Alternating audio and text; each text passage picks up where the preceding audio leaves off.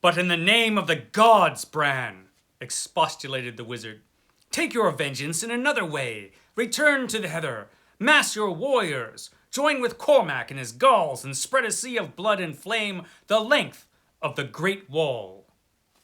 All that I will do, grimly answered Bran. But now, I will have a vengeance such as no Roman ever dreamed of. Ha! What do they know of the mysteries of this ancient isle, which sheltered strange life long before Rome rose from the marshes of the Tiber?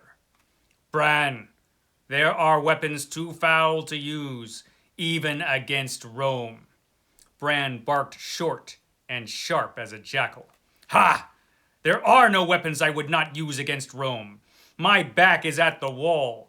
By the blood of the fiends has Rome fought me fair? Bah! I am a barbarian king with a wolfskin mantle and an iron crown, fighting with my handful of bows and broken pikes against the queen of the world. What have I? The hither hills, the wattle huts, the spears of my shock-headed tribesmen, and I fight Rome with her armored legions, her broad fertile plains and rich seas, her mountains and her rivers, and her gleaming cities, her wealth, her steel, her gold, her mastery and her wrath. By steel and fire I will fight her, and by subtlety and treachery, by the thorn in the foot, the adder in the path, the venom in the cup, the dagger in the dark, I. And his voice sank somberly. And by the worms of the earth. That is from Robert E. Howard's masterpiece, Worms of the Earth. Worms of the Earth, the greatest Bran MacMorn story, and possibly the greatest Robert E. Howard story. It is certainly one of the greatest Robert E. Howard stories. I'm not sure it is the greatest, but it's up there. This is a really, really, really good story. It was published in Weird Tales in November 1932.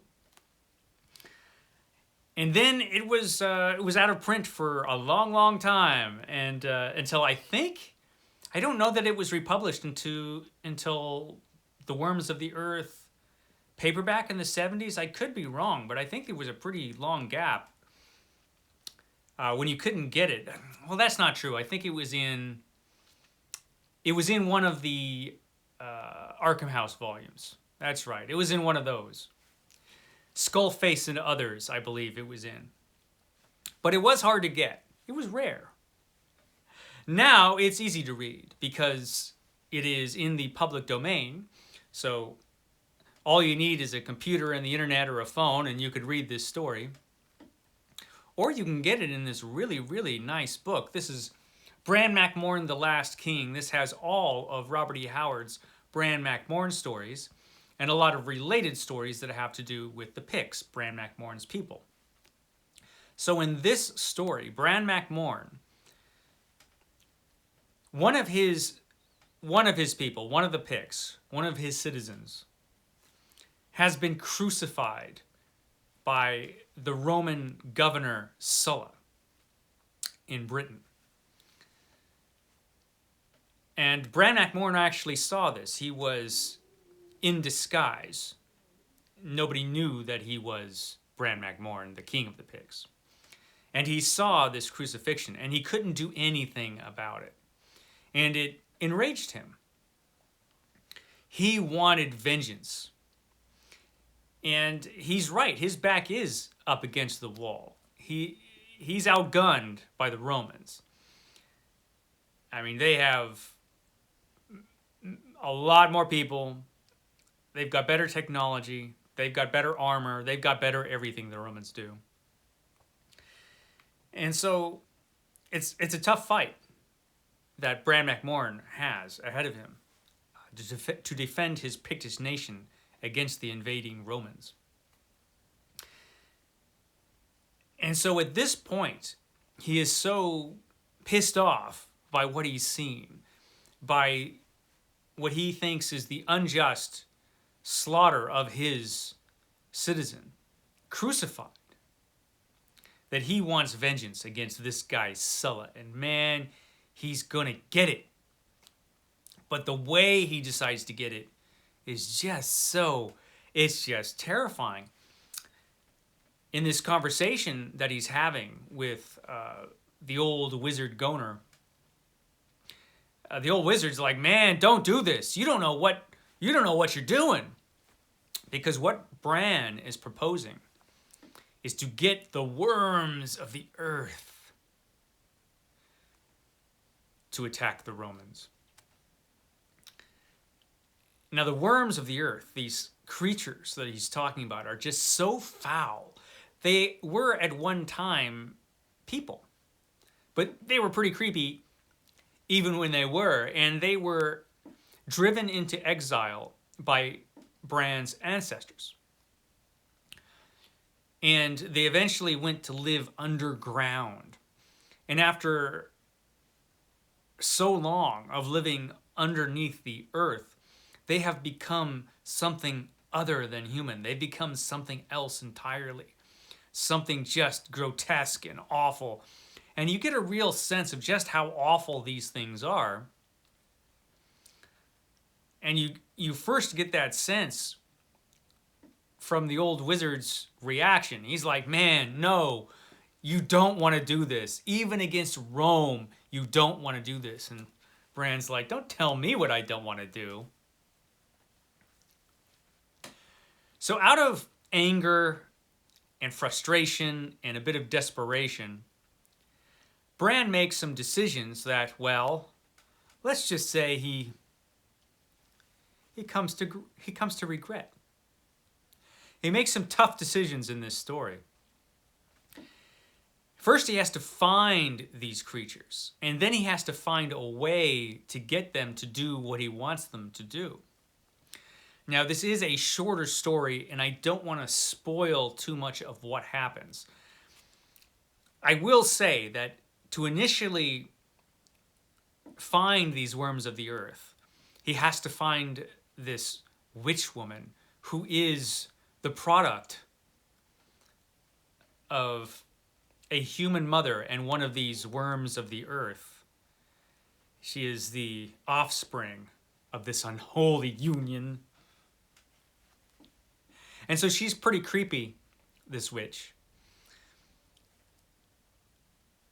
And I won't say anything more than that as far as what actually happens in this story from this point forward, because that's all the good stuff. And there's a lot of good stuff that happens in this story. What he has to do the things he has to do, let me tell you, to get the worms of the earth to do what he wants them to do. Let's just say he has to go an extra mile. Let's just say that. And it's not easy for him. And then when he finally makes this happen, what he thinks he wants to happen, by the end of it, he is completely regretting the whole thing, because he found out just how foul and awful these monsters really are, and just how wretched the results are. And next to these worms of the earth, even the Romans look pretty good to him by that point. It's really good. This is a really good story. The plot is good, but the way it is written, it is a beautifully written pulp story. It's got everything you want in a pulp story. It has action. It's got horror. It's very dramatically told.